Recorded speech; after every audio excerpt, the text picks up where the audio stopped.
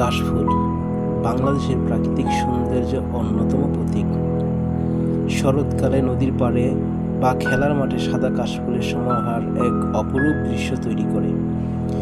এই ফুল আমাদের সাহিত্য, সাংস্কৃতিক ও আবেগের সঙ্গে গভীরভাবে সংযুক্ত। কাশফুল শরতের আগাম বার্তা বহন করে। কাশফুল শুধু একটি ফুল নয়, এটি আমাদের প্রাকৃতিক, সাংস্কৃতিক আবেগের অংশ। শরতের আকাশ আর কাশফুল মিলে এক সৌন্দর্যের সৃষ্টি করে, যা বরাবর আমাদের মুগ্ধ করে।